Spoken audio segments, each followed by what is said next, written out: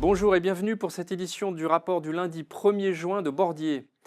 Avec le conflit en Iran, tous les yeux étaient rivés la semaine dernière sur les chiffres d'inflation aux États-Unis et vous voyez ici à gauche que l'inflation Core PCE, celle qui est suivie par la Réserve fédérale, n'a progressé que modestement, même si elle reste supérieure à la cible de la Banque centrale, à 3,3% sur un an en avril contre 3,2% en mars. Mais l'autre information qui doit attirer l'attention, c'est la reprise des commandes de biens durables à droite en accélération et supérieure aux attentes en avril. Les États-Unis investissent en premier lieu dans les infrastructures d'intelligence artificielle, avec des effets visibles sur l'économie américaine au sens large. Ces investissements dans l'infrastructure IA sont encore régulièrement revus à la hausse, mettant en tension certains segments, comme la mémoire par exemple, qui conduisent à un comportement de marché ultra polarisé vers une surperformance du secteur tech, encore en hausse de 5% la semaine dernière aux États-Unis comme dans l'indice mondial. À ce moteur s'est ajouté comme un papillon la hausse de la probabilité d'un accord en Iran, ce qui a permis au rendement obligataire de reculer avec un pétrole en baisse de 11% sur la semaine.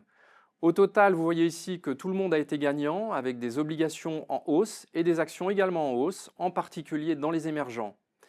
Des marchés émergents sur lesquels nous sommes surpondérés et qui affichent une hausse de 9% en mai et de 25% maintenant depuis le début de l'année. Dans nos portefeuilles, nous restons acheteurs de Richemont. Le titre et le secteur du luxe feraient partie des bénéficiaires d'une détente en Iran. Et ce moteur s'ajouterait aux signaux enregistrés à l'occasion des résultats du premier trimestre, marqués par une amélioration de la croissance organique et des résultats opérationnels de la société. La situation reste tout de même incertaine. Ce que nous allons suivre ces 2 à 3 prochaines semaines, ce sont les indicateurs avancés aux États-Unis et les décisions ou les discours des banques centrales, notamment en Europe, la semaine prochaine et aux États-Unis la semaine suivante.